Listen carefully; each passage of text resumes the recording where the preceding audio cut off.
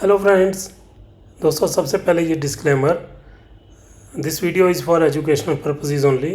I am not a financial expert और adviser. Please do your own research for all financial matters.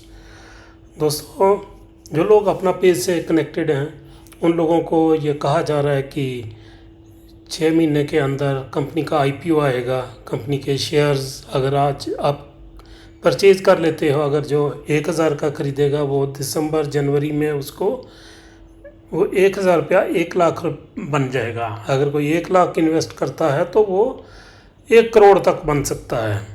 ऐसा कुछ आपको कहा जा रहा है और इसी जो बात के ऊपर लोग लाखों रुपए इन्वेस्ट भी कर रहे होंगे। तो लेकिन दोस्तों, बड़ी बात यह है कि क्या आईपीओ दिसंबर जनवरी तक आएगा भी या नहीं। सबसे बड़ा सवाल तो यही है। तो मैंने एआई से पूछा है, कुछ 2 क्वेश्चंस किए हैं, तो उसने मुझे क्या जवाब दिया, आइए वो देखते हैं।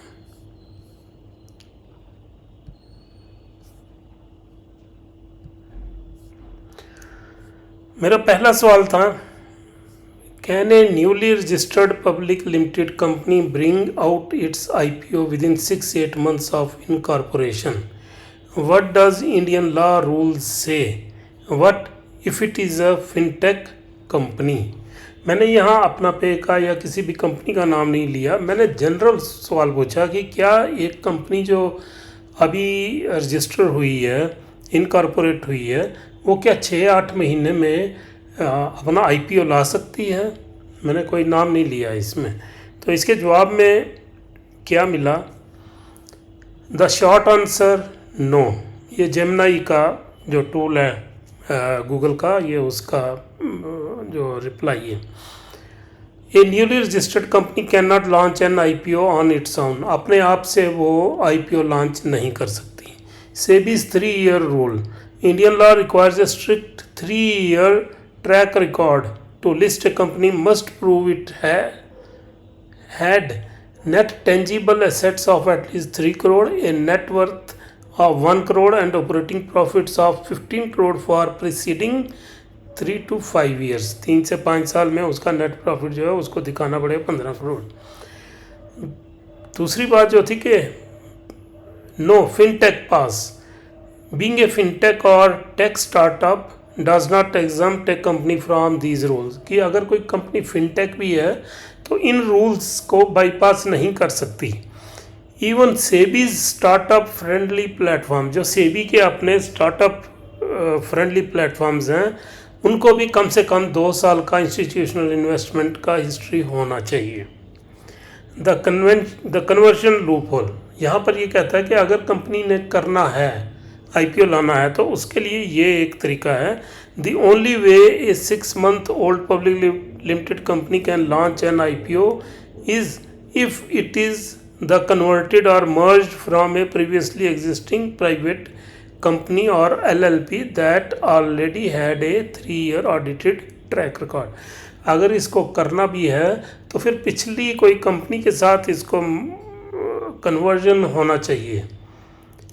अगर इसने कन्वर्जन किया होगा तो उसका ट्रैक रिकॉर्ड 3 साल का देख के उसके हिसाब से अगर डिसाइड करता है सेबी कि ये आईपीओ आएगा या नहीं आएगा, चाहे वो प्राइवेट लिमिटेड हो या चाहे लिमिटेड कंपनी होगी, तो उसके ट्रैक रिकॉर्ड के मुताबिक ही ये डिसीजन होगा। लेकिन इन्होंने किया क्या कि इन्होंने कन्वर्जन नहीं किया। यूपी या यूपे डीजी इंडिया प्राइवेट लिमिटेड उसको कन्वर्ट नहीं किया, इन्होंने नई कंपनी बना दी है। इसलिए इसको अब कन्वर्शन तो हो नहीं सकता, अब मर्जर हो सकता है। तो इसको मर्जर करना पड़ेगा, फिर जाके तो ये ला सकते हैं।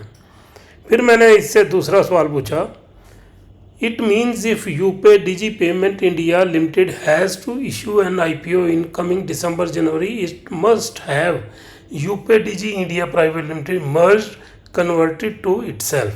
Will the ongoing crisis in UP DG India Private Limited, including suspension of withdrawals for investors, let the company qualify for IPO?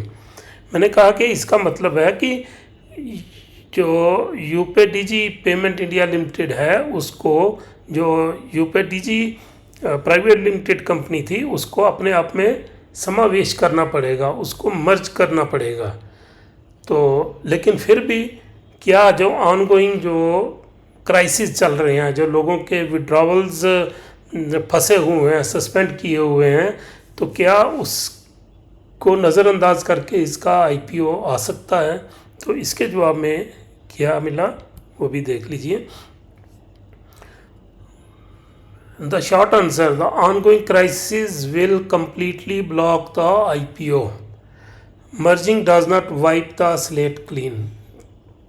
कि अगर वो मर्ज भी हो जाती है लेकिन ये इसका आईपीओ को रोक सकता है।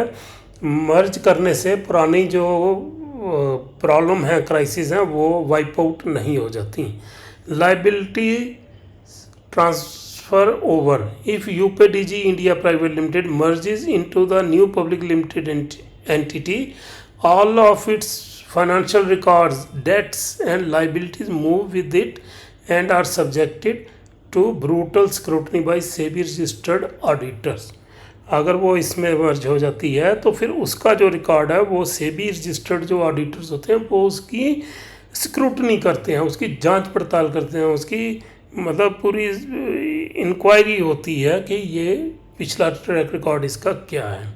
Withdrawal suspension is equal to disqualification, कि अगर विड्रॉवल सस्पेंशन चल रहे हैं पुरानी कंपनी में तो इज इक्वल टू डिस्क्वालिफिकेशन, ये सीधा डिस्क्वालीफाई हो जाती है। SEBI and merchant bankers conduct strict due diligence, ये कड़ी जांच पड़ताल करते हैं सेबी और जो भी बैंकर्स होंगे इनके। Freezing investor withdrawals, delaying payouts और having pending consumer complaints are massive red flags. कोई भी कंप्लेंट्स हैं या ये जो डिलेइंग पे आउट्स हैं, विड्रॉवल्स को फ्रीज किया हुआ है, ये एक रेड फ्लैग है। A company in active default on its financial obligations will have its draft red herring prospectus immediately rejected. Impossible timeline, legal corporate merger in India must be approved by National Company Law Tribunal. ये एक आप समझ लीजिए, ये एक अदालत ही है, ये कोर्ट ही है जो कि कंपनीज के केसेस को डील करती है। This process takes 8 to 18 months, कि ये जो प्रोसेस है वो 8 से 18 महीने का वक्त लेता है। A merger and subsequent IPO can not legally be rush through for a December January deadline. जो ये कह रहा है इसके मुताबिक कि पॉसिबल नहीं लग रहा कि दिसंबर-जनवरी में इसका आईपीओ आएगा। बाकी अगर आप लोगों के भी, कंपनी के भी वकील होंगे, अगर कुछ उनका इसके बारे में कुछ कहना है तो वो इस वीडियो का रिप्लाई कर दें। तो अगर कुछ वे आउट इनके पास है तो लोगों को पता चलना चाहिए, क्लैरिफिकेशन होनी चाहिए कि क्या है। जो मुझे मिला है वो मैं आपके सामने रख रहा हूँ। अब इसका हिंदी ट्रांसलेशन भी मैंने आपके सामने लाया है, जो हिंदी पढ़ना चाहते हैं वो भी देख सकते हैं। ये पहले सवाल के जवाब में जो हिंदी में उसका हिंदी जवाब है, और फिर जो दूसरा सवाल है उसका हिंदी रिप्लाई ये है। तो दोस्तों, ये मैंने सिर्फ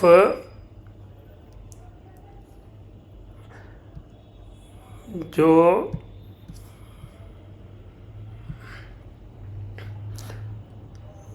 जेमिनाई से ही नहीं पूछा, ये मैंने जो ये यहाँ पर आप देख सकते हैं चैट जीपीटी से भी मैंने पूछा यही सवाल। इसमें भी ऑलमोस्ट यही बातें कही गई हैं। इसने थोड़ा लंबा जवाब दिया है, आप पढ़ सकते हैं यहाँ पर।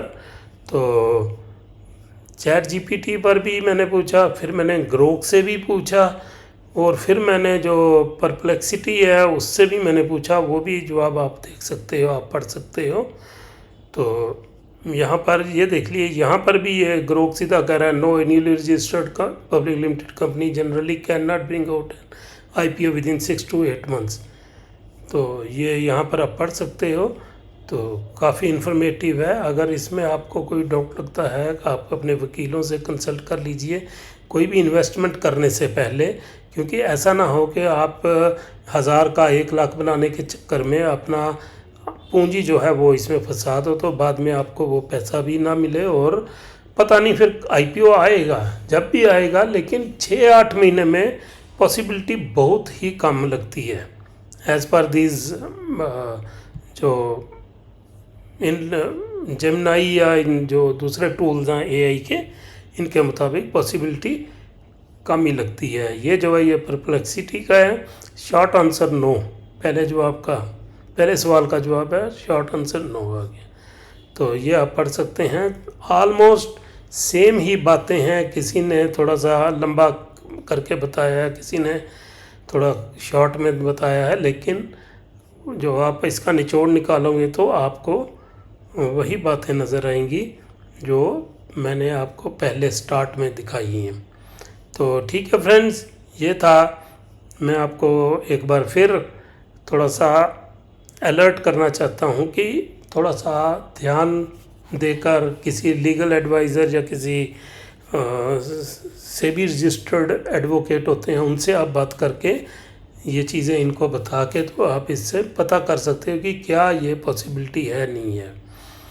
तो ठीक है फ्रेंड, मिलते हैं फिर नेक्स्ट किसी वीडियो में किसी नए टॉपिक के साथ। नमस्कार, आदाब, सत श्री अकाल।